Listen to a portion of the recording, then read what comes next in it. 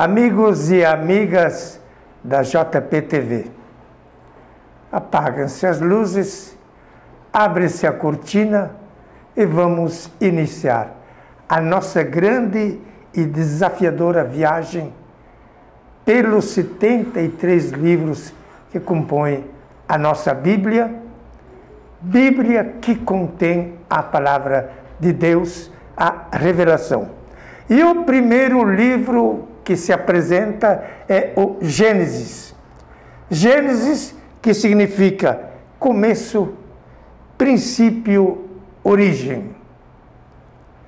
Gênesis, primeiro livro da Torá. Torá é a lei dada por Moisés ao povo eleito. Gênesis, que compõe o Pentateuco. Penta, 5, teucós, pergaminhos. 5 pergaminhos manuscritos que contêm exatamente a lei dada por Moisés. Quem é o autor do Gênesis? Tradicionalmente se afirma que o Gênesis foi escrito por Moisés. É um consenso bastante relativo, porque outras correntes afirmam que o Gênesis foi escrito a muitas mãos e ao longo de 1000 anos, não foi iniciado num tempo determinado e concluído pouco depois. Ao longo de 1000 anos foram se juntando textos que depois, compilados, geraram o Gênesis. De qualquer forma, se por Moisés ou por diversos autores, nós o temos hoje como o primeiro livro da nossa Bíblia. Gênesis é a introdução de toda a Bíblia. Trata do começo de todas as coisas, a começar dos céus, da terra, das plantas, dos animais, do gênero humano, das instituições e das relações humanas. Tudo isto está previsto no Gênesis.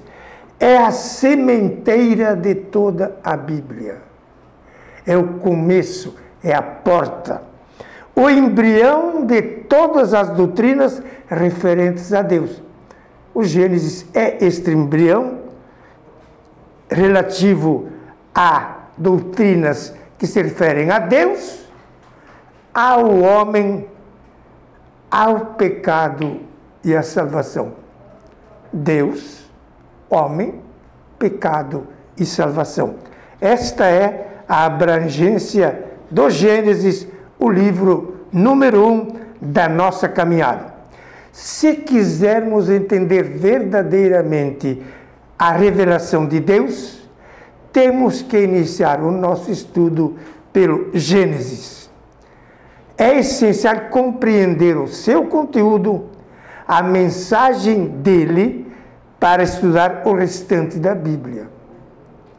Quer dizer, pretender entender a Bíblia sem o Gênesis é tentar entrar numa casa sem abrir a porta.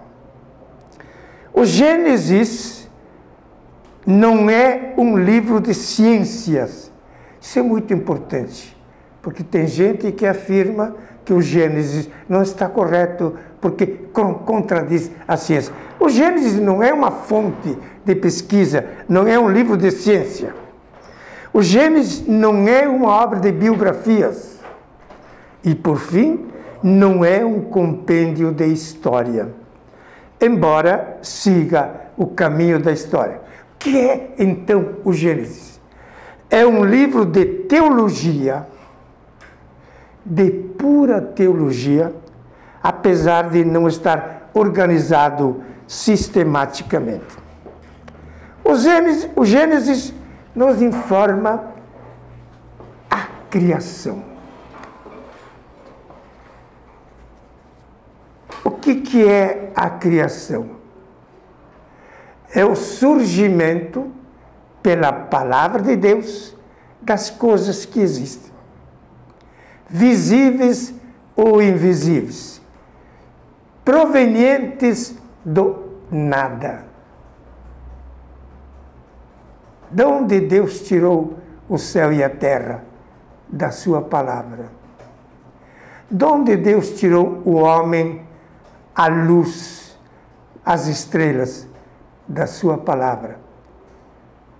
A fé cristã afirma: creio em Deus Todo-Poderoso, Criador do céu e da terra. E esta criação de Deus tem 8 atos.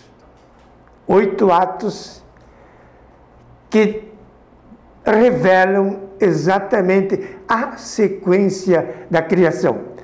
Primeiro ato é o versículo número 3. E disse Deus, faça-se a luz. Disse Deus, faça-se a luz, e a luz se fez. Ato criativo número 2 está no versículo 6. E disse Deus, faça-se o firmamento, e o firmamento se fez. Ato criativo número 3 está no versículo 9. E disse Deus, façam-se os mares, a terra e a vegetação.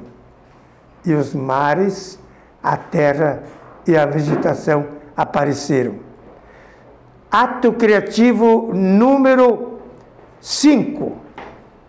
Façam-se os luminares pela ordem de Deus. Melhor, ato criativo número 4, no versículo 14. Façam-se os luminares, e os luminares foram feitos. Ato criativo número 5, versículo número 20, produza a terra as aves. E ato criativo número 7, versículo 24, produzam os mares peixes de todas as espécies.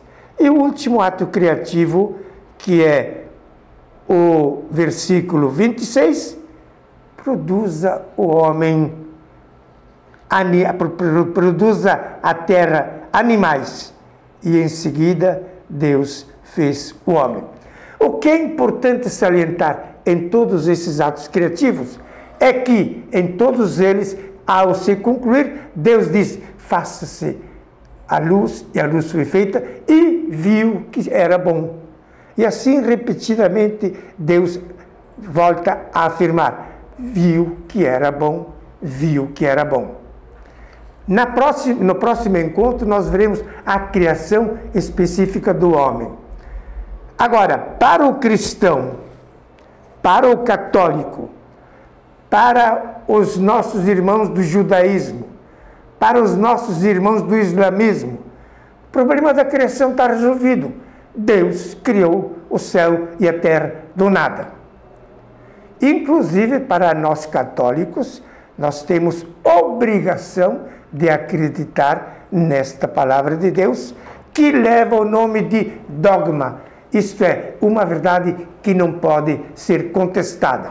Não pode ser conquistada, mas pode ser estudada. E aí vem toda uma pesquisa ao longo dos tempos, ao longo dos anos, onde nós buscamos entender a criação como um mistério de Deus, e na medida em que entendemos, acreditamos. Ou então, pesquisar para crer. As duas posições dos estudiosos da igreja são: creio para entender ou entendo para crer. Mas os nossos irmãos que não creem em Deus não acreditam que Deus foi o Criador. E aí foi implantado aquele problema que não tem origem e não tem justificativa nenhuma, de que a ciência contradiz a fé ou vice-versa. Eu afirmo, porque estou convicto, que no dia em que se descobrir que a fé contradiz a ciência, eu vou renunciar à minha fé. Digo com toda a convicção, porque sei que isso nunca vai acontecer, uma vez que ciência e fé são produtos da mesma fonte do saber divino e infinito que é Deus. Pense nisso enquanto eu lhes digo Shalom.